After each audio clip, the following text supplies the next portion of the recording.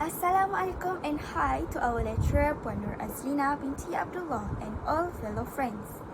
We are from Group 2. Today we will be presenting our analysis on the main concept of microeconomics, which is demand and supply, and its application in the current market situation.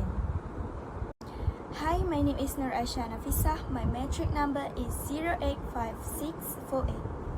To begin, the concept of demand and supply is the key foundation used by microeconomics to understand how a market functions. In short, a market is simply a place where interaction between of two main parties. The first is the consumer, where we refer to demand, which is how much quantity of goods consumer are willing or able to purchase. And the second is the producer, where we refer to the supply, which is how much quantity of the producer are willing or able to offer. The main focus of our presentation is to look at how this interaction can determine the equilibrium price and quantity in the market. We will elaborate on the laws and the factors that theoretically influence the demand and supply. And most importantly, we will apply this theory in the real-world case study that is highly relevant to our local market. Now, let us proceed with the theoretical framework.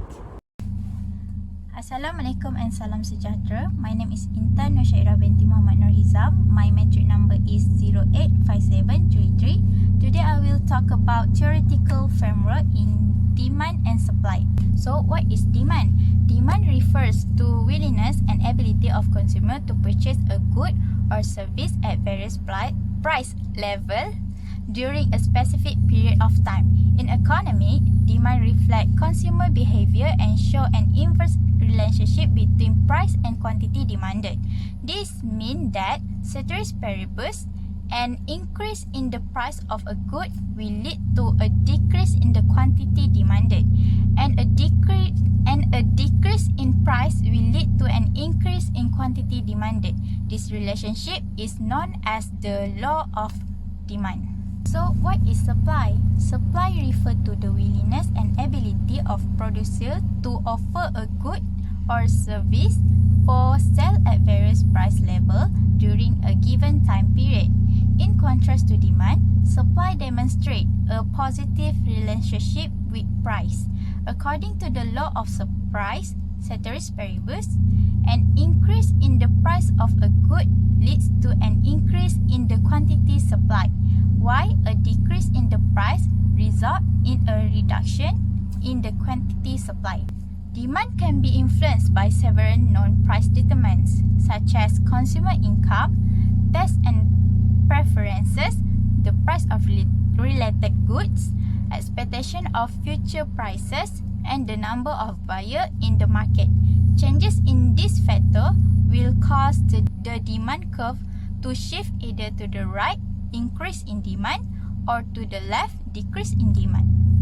The supply of a product is affected by several determinants, including production cost, technology, the number of sellers, government policy such as tax or subsidy, expectation of future prices, and the price of inputs. When any of these factors changes, the supply curve will shift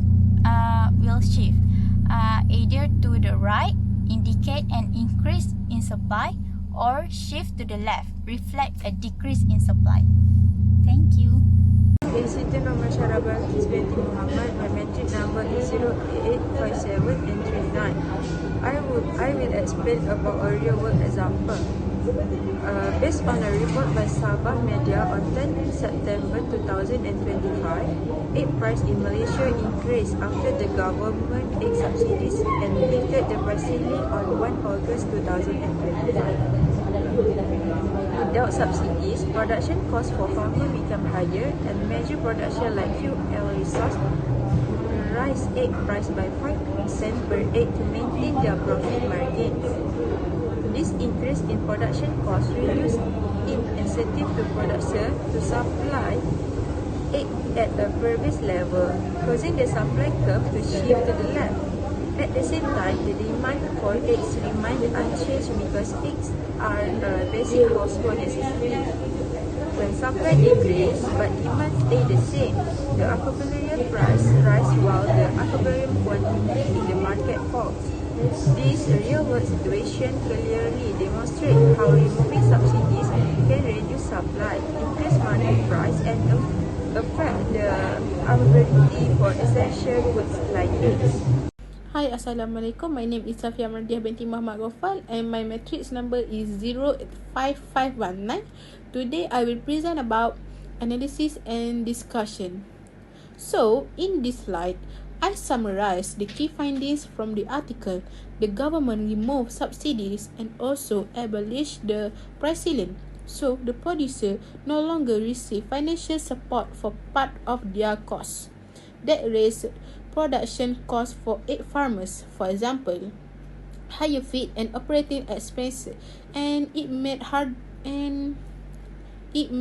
for them to supply the same quantities at previous prices. So, from a microeconomic perspective, this is a supply side shock. The supply curve shifts to the left. In short, higher production costs reduce the quantity producers are willing to supply at each price level.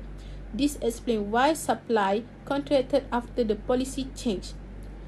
Next, I will explain what that means for price and quantity in the market. Here's the intuitive result shown by the graph. Because demand for eggs is essentially unchanged, but eggs are an essential goods with relatively inelastic demand, the drop in supply leads to a higher equilibrium price and lower equilibrium quantity. In other words, consumers still buy eggs despite the price rise, but fewer eggs are available overall because producers cut back supply. This real-world outcome matches the standard demand-supply model. A leftward shift of supply is higher price, lower quantity. The important policy implication is that the price increase wasn't driven by stronger consumer demand, but by higher production costs after subsidy removal. So, if policymakers want to stabilize prices, they need to address producers' cost structure rather than assuming demand in the cost. That's all from me. Thank you. My name is QISTINA binti Muhammad FAIRUS and my matrix number is 085578. So, for our conclusion, demand and supply are the basis for determining the price and quantity of goods or services in the market. Demand shows how consumers respond to the price offer, while supply shows how producers provide goods or services according to the price. The interaction between demand and supply can change market equilibrium to factors like income, preferences, and production costs.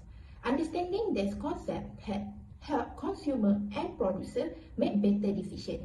Overall, the theory of the demand and supply is not only fundamental in economy, but also guide producers and consumers in dealing with future market changing. Thank you.